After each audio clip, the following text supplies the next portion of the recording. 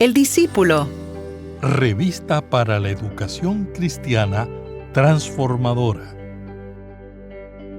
Los temas del templo y el santuario fueron tratados por los profetas desde la crítica y el llamado constante de arrepentimiento, las promesas de Jehová a su pueblo, y la referencia insiste en el retorno a Jerusalén y la reconstrucción de la ciudad, incluyendo el templo como centro vital de adoración y piedad para todo el pueblo. ¿Qué nos enseña esto sobre los planes de Dios? ¿Qué implica el cumplir la misión de Dios más allá del templo?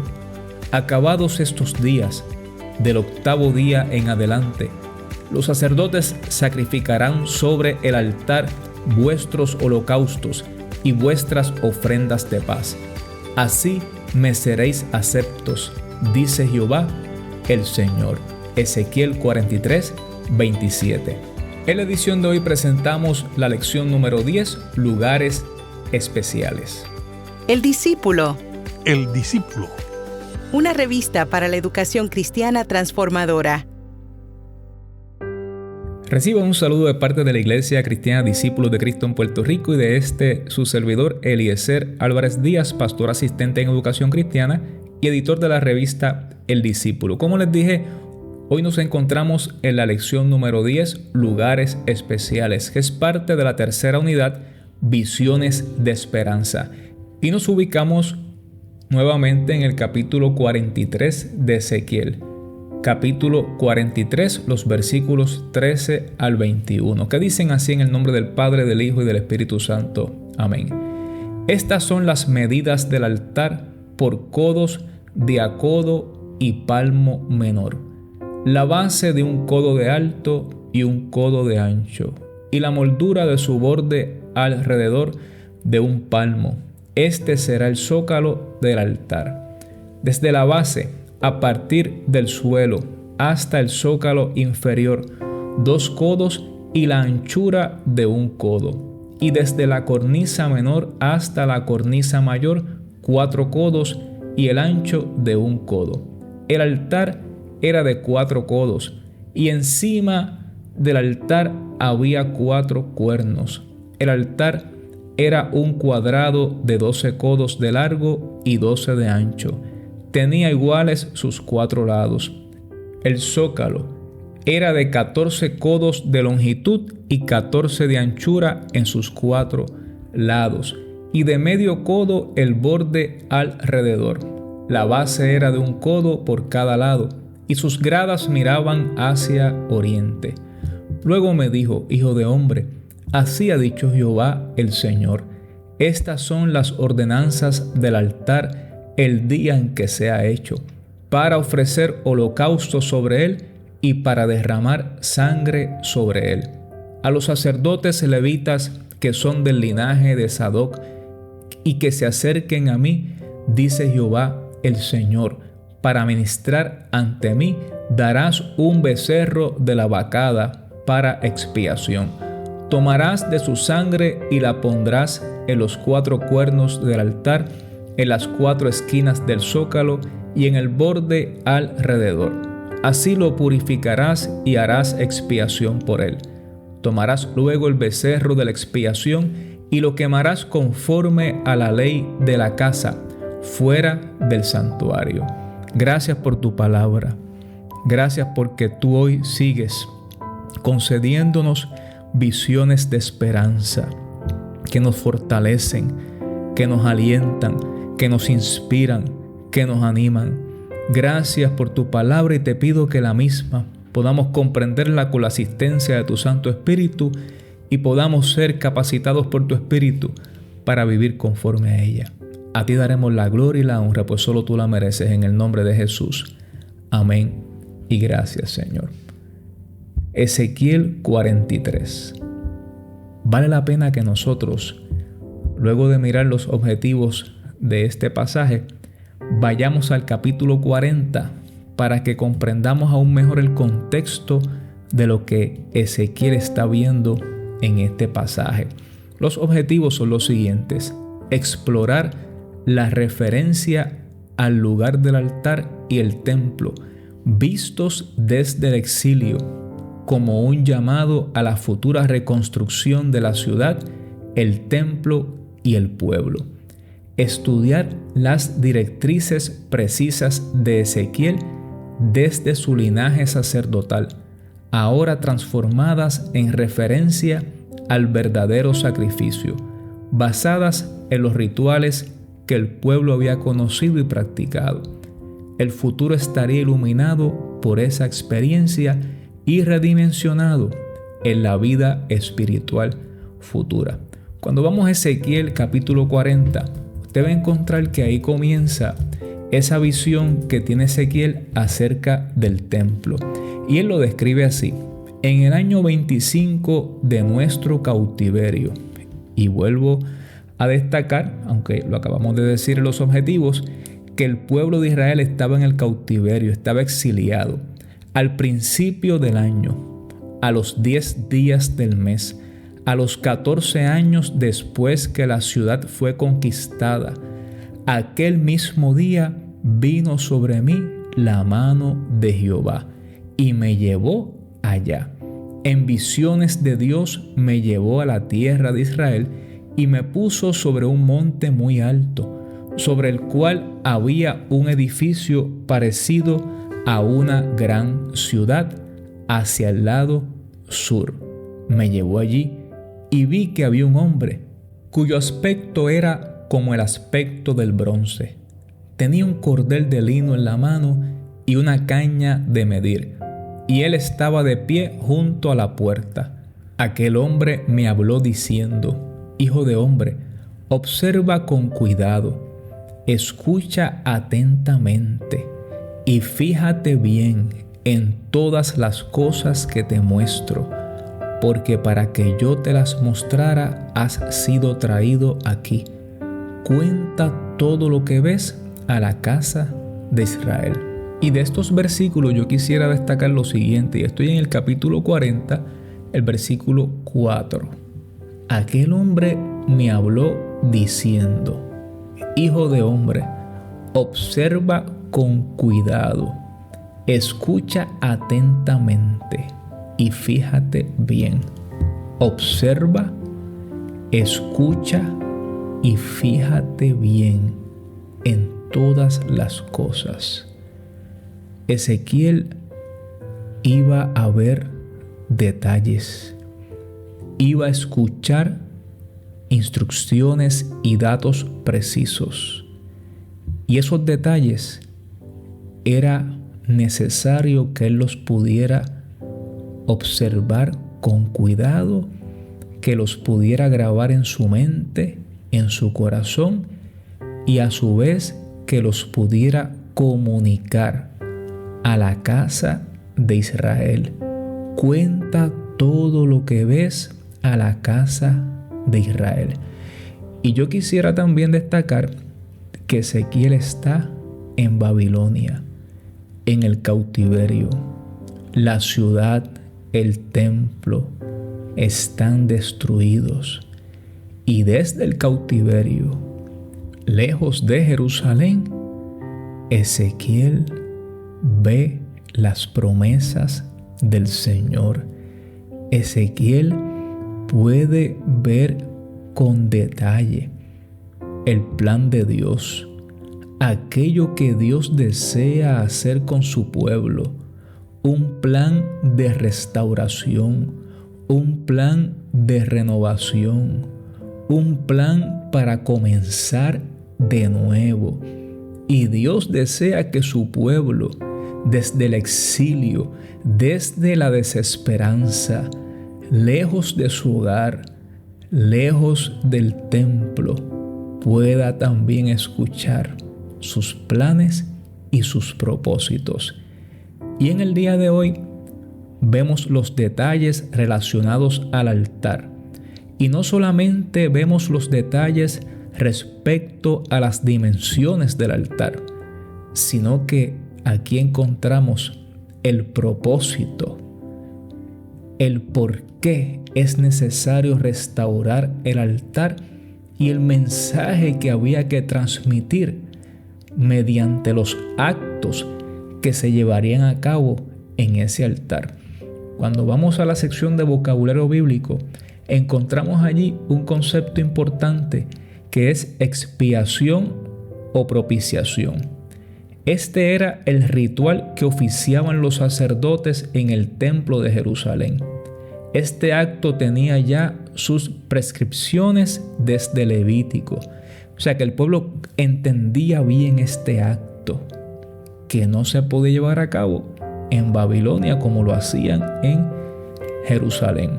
Se ofrecían los machos cabríos y eran inmolados, rociándose con la sangre de los chivos el altar. Esta propiciación se hacía para expiar los pecados del pueblo. Igualmente, el cordero propiciatorio para ocasiones especiales, como los días de perdón, era parte central del sacrificio.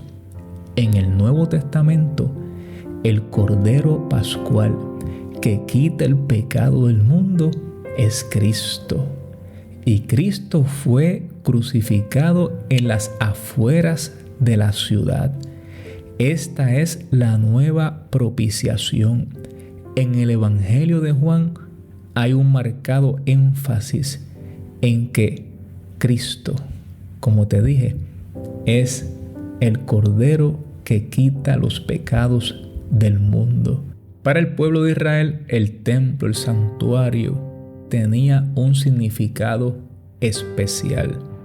Mas, sin embargo, cuando vemos el ministerio de Jesús, encontramos que Jesús, sin descartar la ley ni los profetas, sin invalidar la importancia de que el templo estuviera limpio, pues una de las cosas que Jesús hace es purificar el templo, le dice al pueblo: os digo que uno mayor que el templo está aquí. Y eso lo encontramos en el capítulo 12 de Mateo.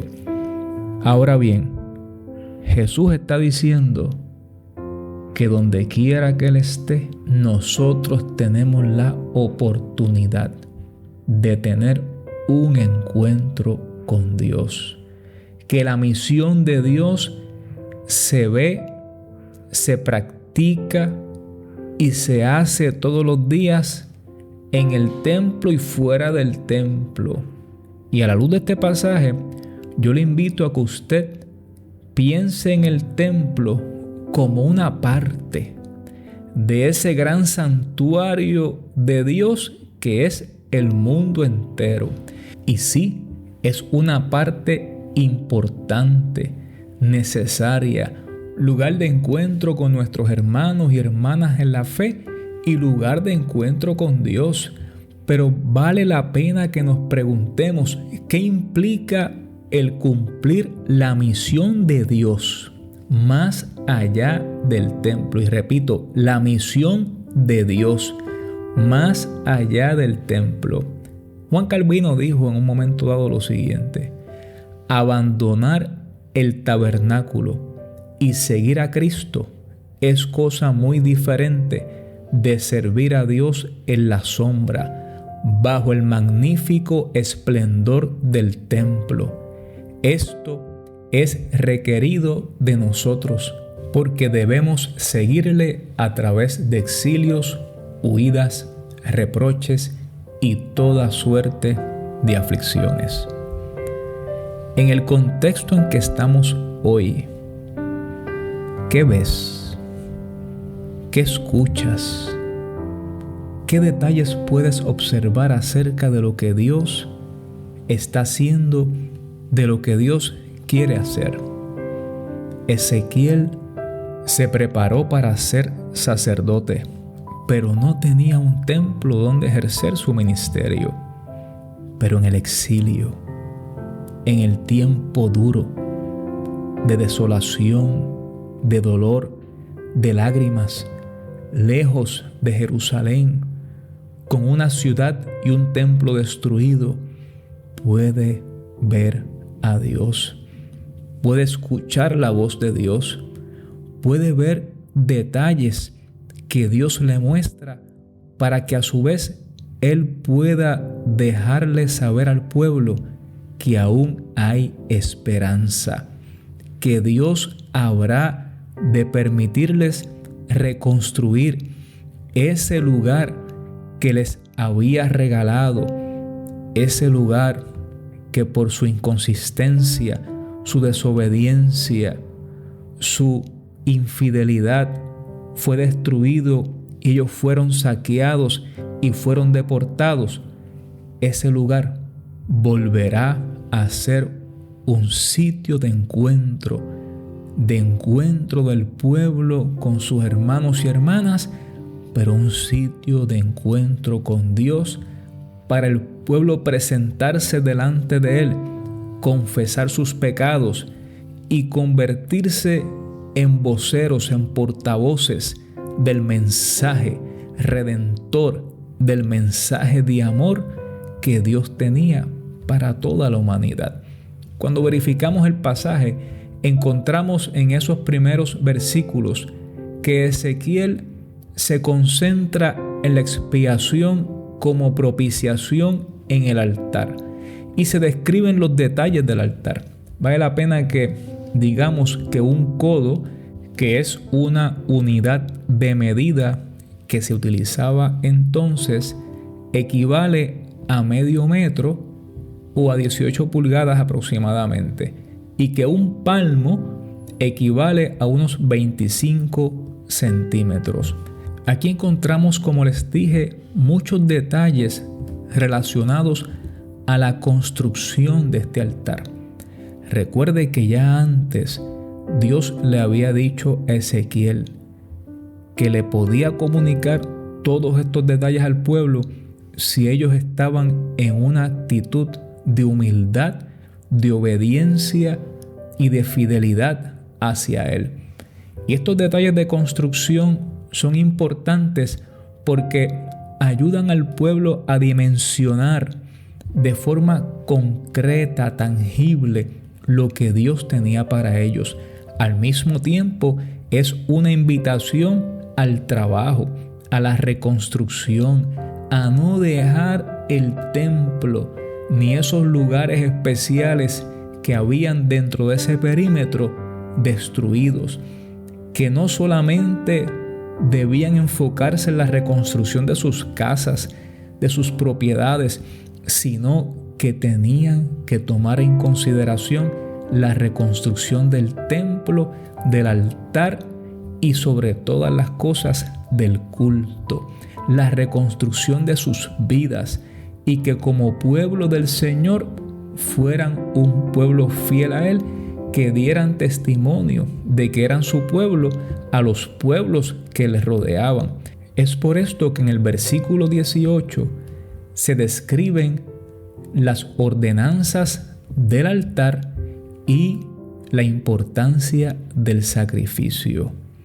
En los versículos 19 y 20, el profeta retoma su linaje sacerdotal y lo aplica al acto de purificación. Finalmente, el versículo 21 plantea la concepción que retoma la memoria del Éxodo. Y el versículo 27, que aunque no es parte del pasaje escrito, sí es el versículo que sirve como texto áureo. Y es importante que lo destaquemos. Acabados estos días, del 8º día en adelante, los sacerdotes sacrificarán sobre el altar vuestros holocaustos y vuestras ofrendas de paz. Así me seréis aceptos, dice Jehová el Señor. De nada vale que sigamos el plano al pie de la letra si nuestras vidas no están consagradas a Dios. De nada vale que hagamos construcciones hermosas, templos majestuosos, si la presencia de Dios no está en ese lugar. De nada vale que nosotros vayamos al templo y anhelemos ir al templo para tener un encuentro con Dios, si ese encuentro con Dios no nos lleva a cumplir la misión de Dios en el mundo, que se da en el templo, pero se da en todo lugar. Como decíamos hace un rato, en el santuario de Dios, que es el mundo entero. Y en estos últimos meses hemos sido desafiados para, como Ezequiel, ver a Dios desde el exilio, desde el desierto, desde la desolación, desde momentos de incertidumbre, de dolor, de pérdida, de angustia. En este tiempo, el Señor nos ha permitido seguir cumpliendo su misión más allá de las paredes del templo. Y la pregunta que uno se hace es si el plan de Dios para este tiempo nos convoca, al igual que convocó el pueblo de Israel, a una renovación, a una restauración del culto, a un reencuentro con Dios, con su palabra, que nosotros podamos presentar nuestras vidas como sacrificio vivo, santo, agradable al Señor. Que nosotros podamos, así como Cristo lo hizo, ser embajadores del Evangelio más allá del templo. Eso fue lo que hizo Ezequiel. En el exilio no había templo, no podía ser sacerdote, pero allí Dios le permitió ver cosas hermosas y se convirtió en un profeta que compartía con el pueblo lo que Dios le mostraba. Y parte de lo que Dios le mostró son estas visiones de esperanza, de restauración, de vida nueva, de un nuevo mañana. Quienes nos hemos encontrado con Cristo, no podemos pasar por alto que somos linaje escogido, real sacerdocio, nación santa, pueblo adquirido por Dios con un propósito, para anunciar las virtudes de aquel que nos llamó de las tinieblas a su luz admirable. Vosotros que en otro tiempo no erais pueblo, ahora sois pueblo de Dios. En otro tiempo no habíais alcanzado misericordia, ahora habéis alcanzado misericordia. Amado y amada, vamos a procurar ver lo que Dios quiere que veamos. Vamos a procurar escuchar lo que Dios quiere que escuchemos. Vamos a prestar atención a lo que Dios nos muestra y vamos a anunciarle a otros las virtudes de aquel que nos llamó de las tinieblas a su luz admirable, que como Ezequiel podamos compartir un mensaje de fe, de esperanza, de restauración, de vida nueva, que pueda infundir aliento, confianza y seguridad a nuestro pueblo. Que así nos ayude el Señor. Les invito a culminar esta lección con la oración que aparece impresa en nuestra revista. Oh Señor, por tu gracia y amor somos el real sacerdocio, nación santa, pueblo escogido para honrarte y servirte. Permite que todas nuestras acciones se encaminen hacia el cumplimiento de tu voluntad. Si desmayamos, danos fuerzas por tu misericordia y bondad. Que Jesús, el príncipe de los pastores, nos acompañe y dirija siempre. En su nombre oramos. Amén. Dios te bendiga, Dios te guarde. Gracias por escucharnos. Y finalmente te recordamos suscribirte a nuestro podcast, El Discípulo, disponible en todas las plataformas de audio bajo demanda. Recuerda que puedes encontrar más información sobre nuestra revista en www.eldiscipulo.org. Gracias por escuchar El Discípulo. Revista para la Educación Cristiana Transformadora.